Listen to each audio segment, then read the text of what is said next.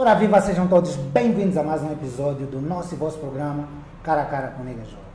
Hoje vamos dividir a nossa mesa com o nosso ilustre convidado, Atanagildo Paulo, para abordarmos então um tema bastante factual, que é a sociedade versus depressão. Não saia daí, roda a vinheta e volte conosco.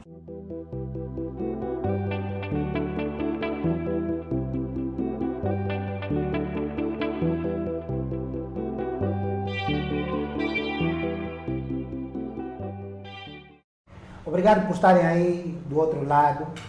Vamos então dar início àquele que é o programa que trouxemos para hoje, no nosso episódio. Passo já aqui a apresentar então o nosso convidado para vocês lá para casa, mas nada melhor do que ele para falar dele, não é? Então, Apé, obrigado por teres aceito o nosso convite. Muito obrigado.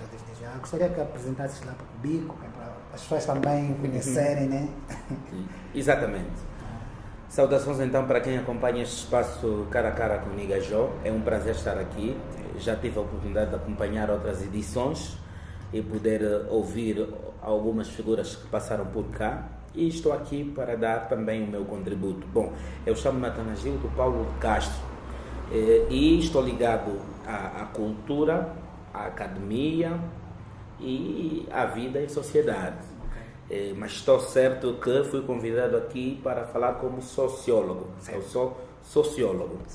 E o que é que tenho vindo a fazer ao longo deste tempo, para além da docência que exercito desde 2017, faço consultoria e também palestras de diversos temas.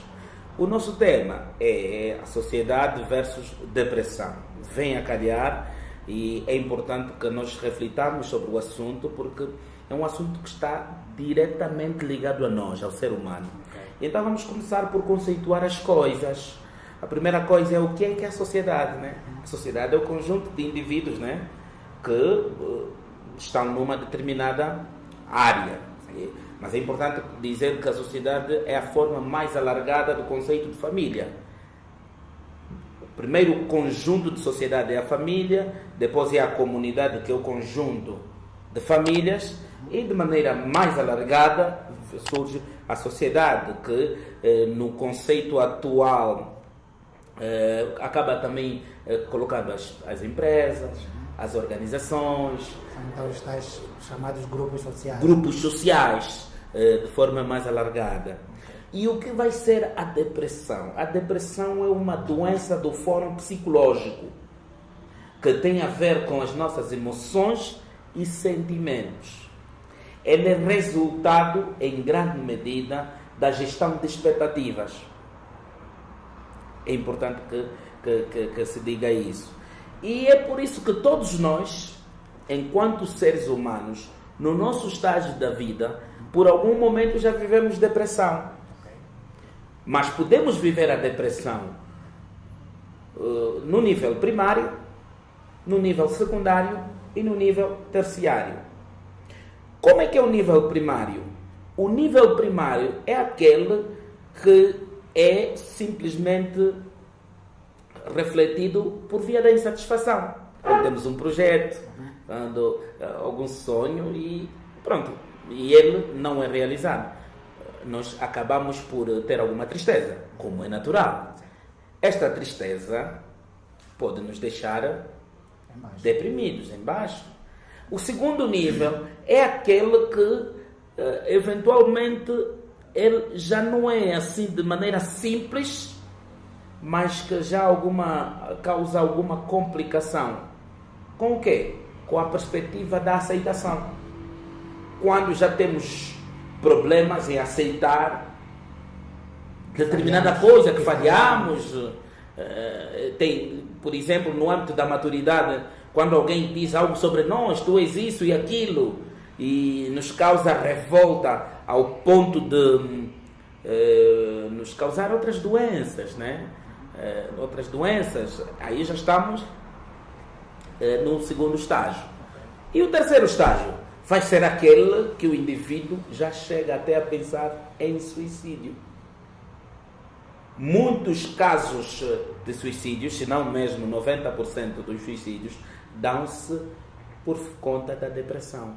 A depressão é uma doença séria. A pessoa depois perde gosto pela vida e não vê necessidade de lutar por si e pensa que a solução é o quê? É eliminar-se. É tirar a vida. Então eu acho que aí estamos no estágio mais alto. Mas os psicólogos podem falar com maior detalhe e até com nomes mais técnicos sobre este elemento. Agora, nós sociólogos, é claro que olhamos para a depressão já como um problema. Por quê? Porque os sociólogos estudam as relações humanas. Enquanto os psicólogos estudam o homem no seu interior, os sociólogos estudam o homem no seu exterior. A sua complexidade em lidar com o próximo.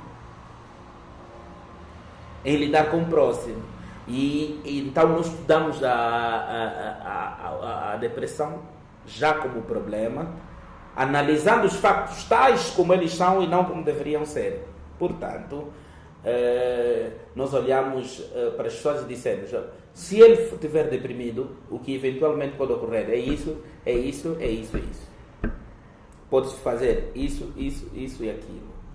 Okay. O que é que deve ser feito para se evitar? Isso e aquilo. Mas não há, no decorrer do vosso exercício, do saber, né? Sim. Não há choques entre vocês e os psicólogos? Ou vocês aparecem sempre como primeiros, não é? E os psicólogos aparecem depois? Não, é exatamente o contrário. Primeiro que o Nigajó precisa saber é que as ciências não precisam ter rivalidade pelo facto de haver alguma complementariedade entre elas. As ciências por si só, elas não existem. Elas existem por conta da existência de outras. Portanto, o que deve haver entre os cientistas é exatamente cooperação para a solução de determinados problemas. Eu posso, por exemplo, numa consulta, receber alguém e quando eu perceber que tem problemas depressivos, encaminhá-lo primeiro para o psicólogo e depois voltar para mim, porque ele primeiro precisa reencontrar-se e depois reencontrar a sociedade. Ou seja, nós precisamos primeiro curar as doenças de dentro para depois olharmos na nossa relação com o exterior. Dizer que se a pessoa não estiver bem consigo mesmo, claro que não vai estar bem com outra. Exatamente. Porque eu analiso o impacto da tua reação, da tua ação em função da tua natureza para com o próximo. Por exemplo, como é que o Nigajó, na sua condição depressiva, vai agir com a esposa, vai agir com os filhos, que danos podem vir daí, e procurar formas. Mas o psicólogo vai trabalhar a sua mente, vai procurar, por exemplo, se for dúvidas sobre aqueles chamados transtornos de personalidade, ele vai trabalhar para que você se reencontre. Há muitas terapias relativamente a isto para regular o ego, né? O superego, né? Para perceber, por exemplo, se for uma questão de baixa autoestima, poder trazer ao de cima os valores, qualidades que o indivíduo tem, fazê-lo perceber que independentemente do quem e onde, você é um valor por si só e que pode acrescer na partilha com o outro. Enfim, temos, por exemplo, as terapias do espelho, para podermos, por exemplo, olhar para nós, fazer uma introspecção: quem sou eu, como sou, por que sou, o que faço. Porque o indivíduo precisa se reencontrar, encontrar o seu verdadeiro eu, para que possa encontrar utilidade neste eu, na partilha com o outro eu. Então, é este o trabalho que deve ser feito. Mas o que é que, de um tempo para cá, pelo menos no âmbito, não vou falar de outras paradas, o número de episódios depressivos ficou ficou grande, pelo menos na minha percepção. Houve feminicídio, homicídio, suicídios. O que é que estaria na base? Pelo menos eu pediria para falar mesmo num contexto local e se calhar depois... Há causas múltiplas. E aqui chamo uma vez mais a complementariedade das ciências. Há fatores educacionais, como princípios que devem ser estabelecidos pela própria sociedade, padronizados por via da família, que em função do nosso contexto sociopolítico e de construção de nação permitiram alguns desvios.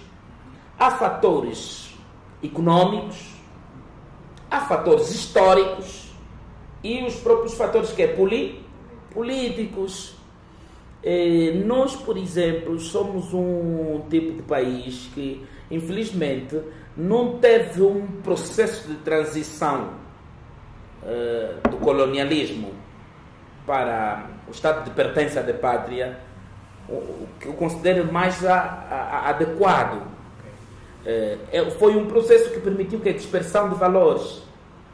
Isto contribuiu para que o processo de constituição de famílias também não fosse aquele que priorizasse a padronização de valores. Depois, nós tivemos conflitos internos que dividiram famílias. Por exemplo, tivemos pessoas que tinham uma determinada convicção ideológica, foram para um lado, mas o irmão de outra convicção ideológica ficou do outro lado. Tivemos até casos de desagregação forçada de famílias, que o indivíduo era casado, mas por força desse conflito teve que ir para o outro lado e lá teve que casar com outra pessoa, pronto, e depois tivemos filhos daqui, filhos da acolá. Essas situações todas contribuíram também para a não realização do indivíduo. Depois, na altura em que passamos para a independência, começamos a tentar elaborar programas, projetos de construção de nação, mas continuamos com as divisões ideológicas. Isto permitiu que também não tivéssemos programas de consenso na própria construção da nação também. Complicou de alguma forma, e é por isso que hoje estamos numa luta em que falamos de resgate de valores morais e cívicos, mas ninguém sabe quais são os valores a resgatar. Por conta de que há o desejo em nós, a vontade de ter esses valores morais e éticos que devem guiar, de certa forma, todas as áreas da própria sociedade, mas infelizmente, onde os tirar? Onde os buscar? Nós não temos. Na produção de leis, nós também acreditamos que não fomos os mais prudentes possíveis. Nós produzimos leis que, digamos, instrumentalizaram os cidadãos. Na medida em que as leis só previam alcançar um determinado objetivo, que não sei se foram alcançados até os dias de hoje, porque o fulano às vezes pretendia, com aquela lei podia-se conseguir isso e aquilo, e no final nós não temos até o momento um conceito verdadeiro de família. Se é pai, mãe e filho, se é pai e mãe com 14 pessoas, por exemplo, porque por causa dessas situações que eu contei no passado, nós tivemos famílias com mais de 14 elementos, e como sabe, há quem diga que a solidariedade se perdeu nisso, mas não, eu ainda consigo considerar que se preservou até, porque há pessoas que, por conta deste amor ao próximo, conseguiram agregar em casas com 2 quartos mais de 14, 15 pessoas, né? Então, nós hoje não temos um conceito de família que defina exatamente como é que nós queremos viver. Agora, na lei de família, por exemplo, temos o reconhecimento da união de facto, que depois de 3 anos de convivência de sala e cama, as pessoas podem ser consideradas famílias. Mas, por conta da promiscuidade sexual não regulada, e que também é uma perspectiva da imoralidade, nós temos, por exemplo, muitos homens que se casaram com muitas mulheres e muitas mulheres que se casaram com muitos homens, porque tem essa coabitação, né? Essa perspectiva de partilha de cama e mesa, com pessoas que têm outras relações. Então isso tudo tem implicações na perspectiva da própria frustração humana. Eu muitas vezes tenho estado a conversar com jovens que se frustram porque às vezes para materializar um desejo mínimo leva muitos anos. O nível de pobreza extrema. Isso também permite que as pessoas não se autorrealizem. E o que é que nós vemos? É que há muitos jovens que têm até dificuldade de se realizarem na perspectiva do ensino fundamental, que é chegar pelo menos até a 9ª classe. Temos no casco urbano, dentro do município sede do Ambo, jovens que pararam na 6ª classe, muitos na 4ª classe, porque as condições econômicas não permitiram, enfim. Isso dá lugar a inúmeras frustrações. Depois vão surgindo aquelas situações que são necessidades naturais do homem. Ele ganha a necessidade de, por exemplo, ter uma relação amorosa. Depois surge que a gravidez, não sei mais quanto. Não tem como suster aquelas coisas. Então chega a ter inúmeras frustrações. Então, eu acredito que é um trabalho muito grande que temos que fazer, sobretudo para conseguirmos erradicar, não vamos erradicar, minimizar no seio da nossa sociedade as doenças espirituais. Porque o que nós temos são doenças espirituais, emocionais, que têm a ver mesmo com a estabilidade emocional do indivíduo, para poder encarar os desafios da vida. Eu, por exemplo, costumo chamar muito a atenção ainda nos problemas que a nossa família enfrenta, as nossas famílias enfrentam. Os nossos casamentos não são normais, não são naturais. Eles são movidos pelas consequências da própria sociedade. Os pais, por causa desta exigência social, na perspectiva da pressão social da economia, vão sustentando os filhos, e sobretudo quando são meninas, com aquela pressão para apareça alguém para ser marido, para levar. É menos um prato em casa. E depois de a menina engravidar, não se vê os valores morais e educacionais das famílias como se calhar se tinha cuidado no passado. Pronto, você engravidou, leva a sua esposa. Não posso cuidar de 2 esposas em casa. Então temos aqui realidades que assustam. Crianças educando outras crianças. Então, temos motivos mil para termos inúmeras situações de frustrações que levam, de facto, até ao estágio mais alto da coisa, que é o suicídio. E este ano, por exemplo, foi o ano de reflexão sobre o suicídio e os números são alarmantes em todo o mundo. Aliás, eu falo do suicídio de uma forma muito pedagógica no meu livro Prazer Veneno. O Prazer Veneno é o retrato fiel da violência doméstica no casco urbano. E explico no Prazer Veneno como os pais ensinam os filhos a serem violentos através de agressões verbais, físicas e até sexuais. João Nervoso, o personagem principal deste meu livro, e há dias tive a oportunidade de acompanhar inúmeros casos quase que iguais da minha narração acontecidos em Portugal, e agora também estive a ver uma série espanhola, A Vingança das Anas, que também conta quase que aquilo que eu trato no livro. Ele assiste o pai a violentar a mãe até ao ponto de matar o pai, no meu livro. E ele vai para a cadeia, encontra o problema da falta de um plano curricular de reeducação do recluso. Uma cadeia que, ao invés de reeducar, piora o indivíduo, não é? Do ponto de vista do comportamento. Ao ser reintegrado na sociedade, ele não encontra uma sociedade aberta a ajudar as pessoas à ressocialização. Encontra, pelo contrário, uma sociedade que discrimina.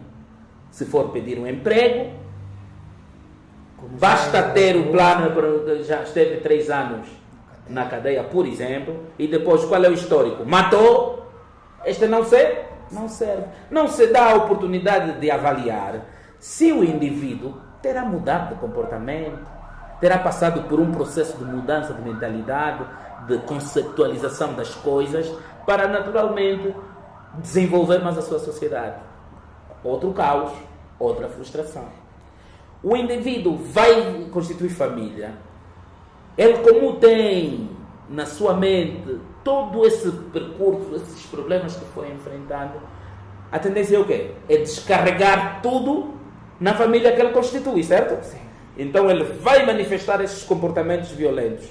E infelizmente, no nosso livro O Prazer Veneno, nós vemos que aquela família também acaba morta. O que é que ele faz? Por causa das diferenças e dos obstáculos do casamento, haverá uma traição.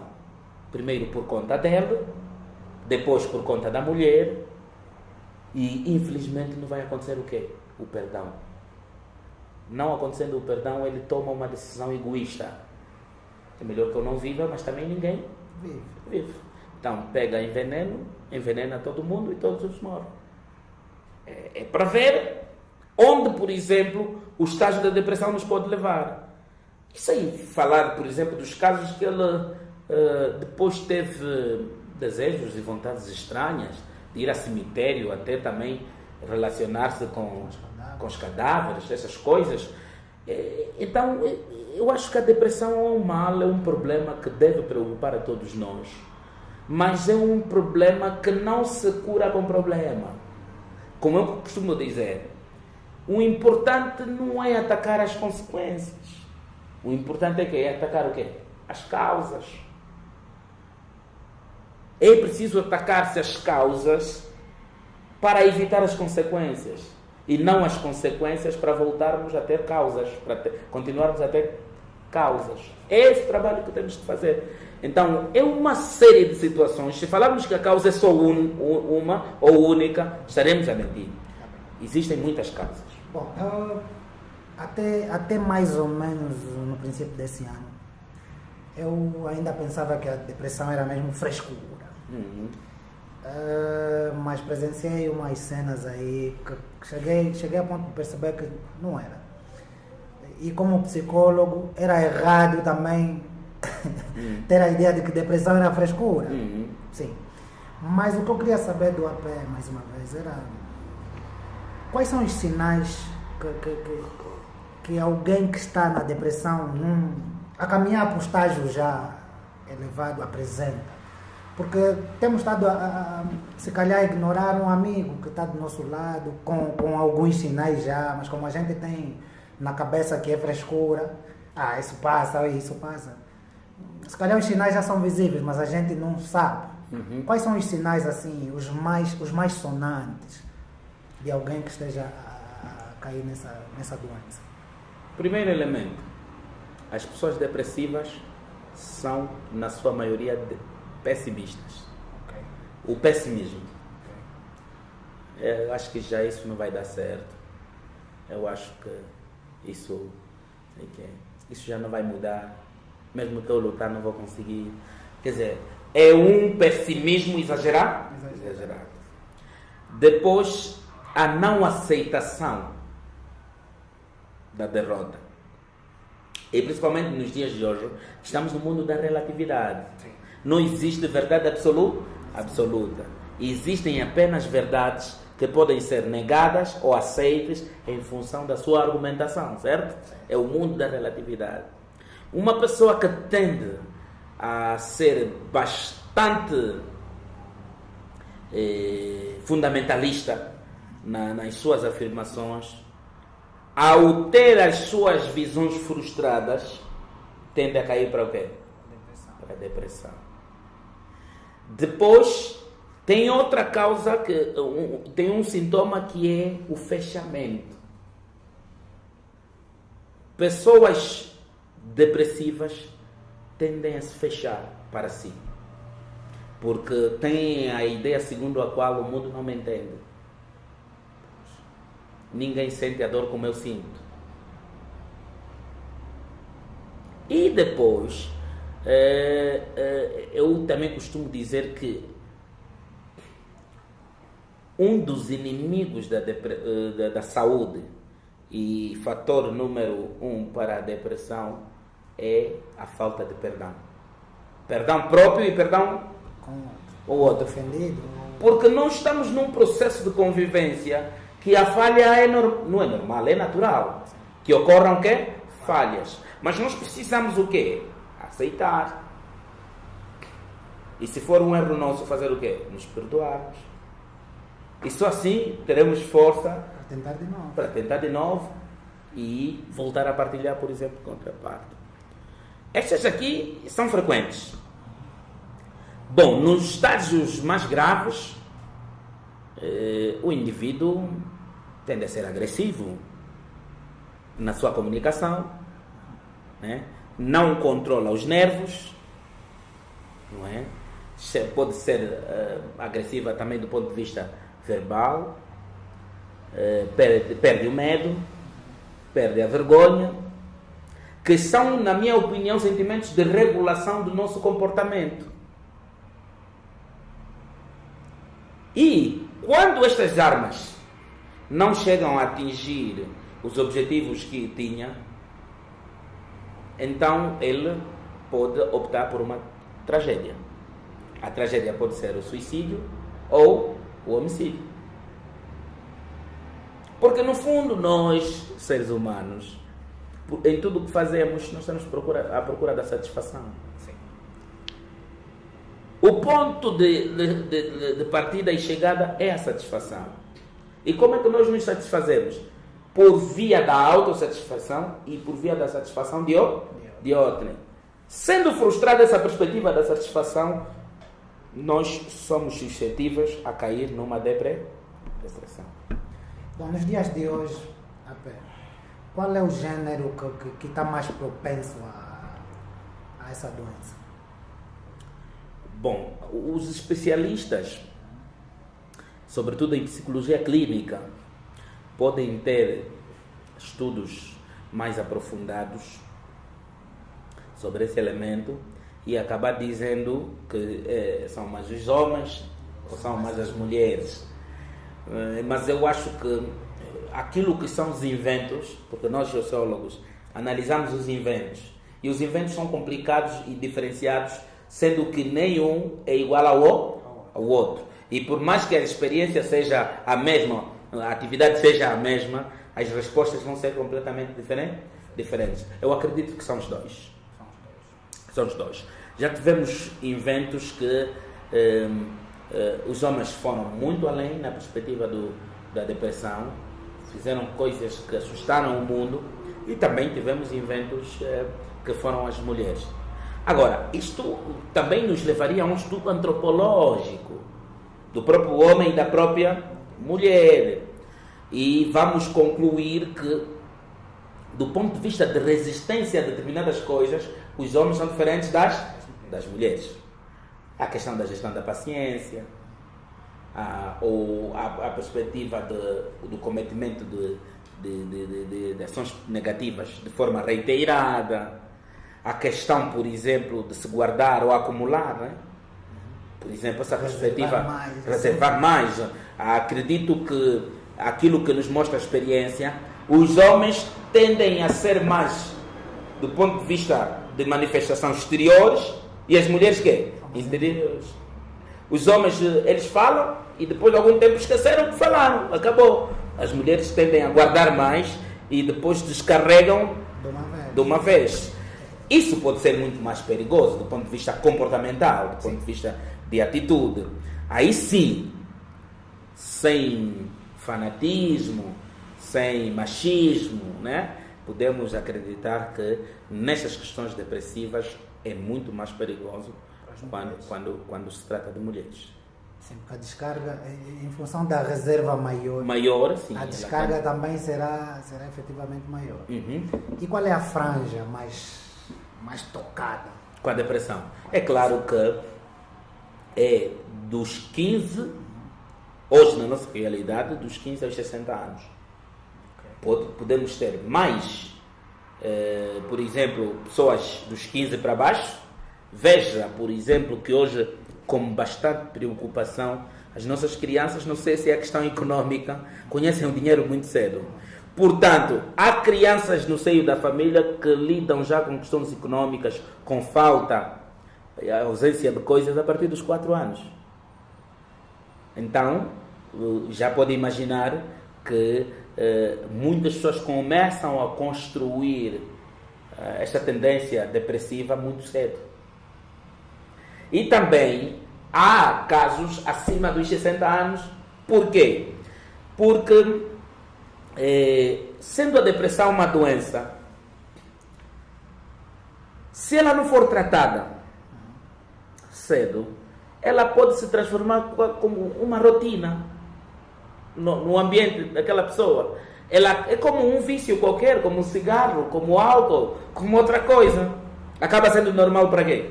Para ele. E há pessoas que levam isso para até a morte, né? Até a morte, caso tenham a oportunidade de não serem impedidas de viver por causa da própria depressão. Mas por que eu trago essa faixa etária? Porque ela começa a ser complexa logo na adolescência. Por quê? Porque a adolescência é a fase de definição de conceitos da vida, que o indivíduo começa por aprovar e reprovar atitudes e comportamentos das pessoas. Começa a fazer uma mensuração das suas necessidades afetivas e cognitivas, dos bens materiais que precisa e não. É aí também onde se consolida a perspectiva dos sonhos e projetos, aquilo que ele tem. Então é muito complexo. Isto vai se transformando em confusão para ele até mais ou menos aí os 25, 30 anos. Se ele nessa fase não conseguir se realizar em alguns aspectos, isso já pode se consubstanciar em ameaça para a sua rotina, para a sua conduta nos anos seguintes. E vou porque até os 60, porque hoje, não sei se digo feliz ou infelizmente, mas também em função da realidade, o contexto de juventude mudou. Se no passado a juventude era dos 18 até aos 35, hoje não. Por causa de várias situações, há quem defina o começo, os 25 ou 30 anos, né? E ainda aos 56 anos, estamos a chamar o quê? O indivíduo jovem. Então, são dessas situações. Bom, existem técnicas normais de atuação que é para conseguirmos trazer a pessoa ao de cima. Técnicas normais que não precisam ser clínicas. Sim. Às vezes eu sou um simples amigo. Sim. E não sou nem psicólogo clínico, nem psiquiatra, nem uma outra coisa. Exatamente. Sou amigo apenas. Exatamente. Sim, quais são as técnicas, aquelas as mais tradicionais possíveis? Bom, o que eu quero lhe dizer, e já ainda bem que faz essa ruptura, né? Sim. Com as técnicas específicas dos especialistas destas áreas. Portanto, são 3 especialistas que podem analisar as pessoas desse fórum, né? É o psicólogo clínico e o psiquiatra. Muito bem. Nós, sociólogos, utilizamos métodos próprios, porque a sociologia tem métodos próprios. Agora, uma pessoa normal, um cidadão normal, vou dizer que não existem aqui regras nem técnicas assim previamente elaboradas, mas nós podemos dar algum conselho. Primeiro, maturidade.